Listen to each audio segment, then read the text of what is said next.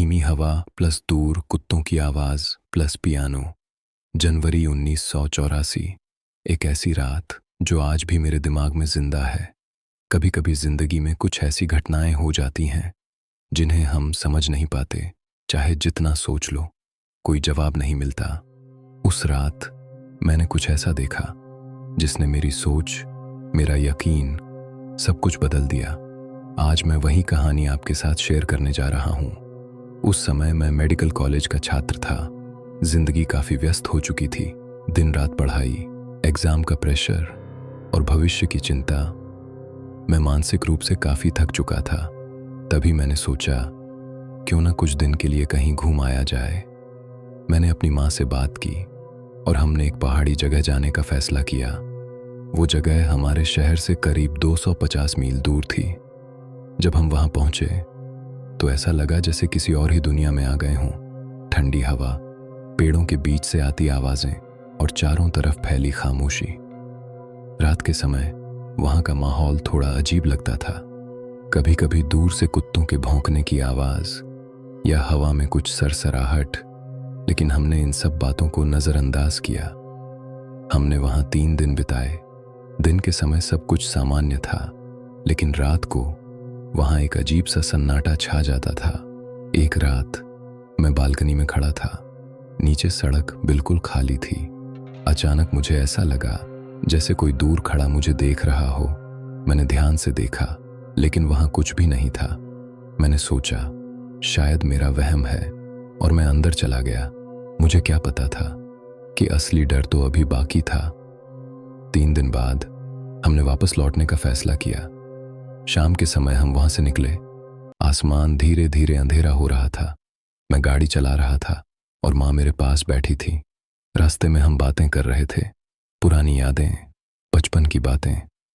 फिर अचानक माँ ने कहा, मुझे एक छोटा रास्ता पता है, इससे हम जल्दी पहुंच जाएंगे। मैंने बिना सोचे हाँ कर दी। यहीं मैंने पहली गलती की। जैसे ही हमने उस रास्ते पर मोड़ लिया, माहौल बदल गया। सड़क संकरी हो गई और दोनों तरफ घनी झाड़ियां शुरू हो गईं। कुछ देर बाद आसपास कोई भी गाड़ी नहीं थी, सिर्फ हमारी कार और अंधेरा। रात के करीब 12 बज चुके थे।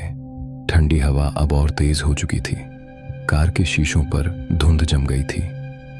मैं बार बार वाइपर चला रहा था। मां धीरे धीरे सो गई। अब मैं पूरी तरह अकेला था। मैं गाड़ी चला रहा था, लेकिन मेरे अंदर एक अजीब सी बेचैनी बढ़ रही थी। ऐसा लग रहा था जैसे कोई हमें देख रहा हो। मैं बार बार पीछे देख रहा था, लेकिन वहां कुछ भी नहीं था। अचानक कार के बाहर से एक हल्की सी आवाज आई, जैसे कोई झाड़ियों में हिल रहा हो। मैंने स्पीड थोड़ी कम कर दी और तभी मेरी हेडलाइट्स के सामने कुछ आया। एक आदमी, वह झाड़ियों के अंदर से निकलकर सड़क पर आया। उसका शरीर लगभग नग्न था, सिर्फ एक पतली सी लुंगी पहनी हुई थी। इतनी ठंड में यह नामुमकिन था। वह धीरे धीरे मेरी तरफ बढ़ा। उसने मेरी आंखों में देखा। उसकी आंखें अजीब थीं, जैसे उनमें कोई भावना ही नहीं थी। फिर उसने अपना हाथ उठाया और लिफ्ट मांगने का इशारा किया। उस पल मेरे शरीर में सिहरन दौड़ गई। मैंने बिना सोचे गाड़ी तेज कर दी। जैसे ही मैं आगे बढ़ा, मेरा दिमाग तेजी से सोचने लगा, वह आदमी झाड़ियों से कैसे निकला? वहां कोई रास्ता ही नहीं था, और अगर वह इंसान था तो उसे ठंड क्यों नहीं लग रही थी? मेरा दिल जोर जोर से धड़क रहा था। मैंने धीरे से रियर व्यू मिरर में देखा, तेज डरावनी म्यूजिक, और जो मैंने देखा वह आदमी वहां नहीं था। सिर्फ सड़क जो आग में जल रही थी, तेज लपटें और चारों तरफ अंधेरा, जैसे वहां कुछ था ही नहीं, या शायद जो था वो अब गायब हो चुका था। मेरे हाथ कांप रहे थे।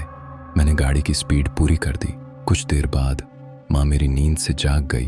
उन्होंने पूछा, क्या हुआ? मैंने उन्हें सब कुछ बताया।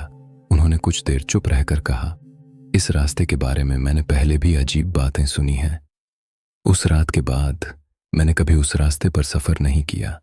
आज इतने सालों बाद भी मुझे नहीं पता वह आदमी कौन था और सड़क पर आग क्यों लगी थी। अगर आपको लगता है कि यह सिर्फ एक भ्रम था, तो शायद आप सही हों, लेकिन अगर यह कुछ और था तो फिर सोचिए, हम इस दुनिया में अकेले नहीं हैं।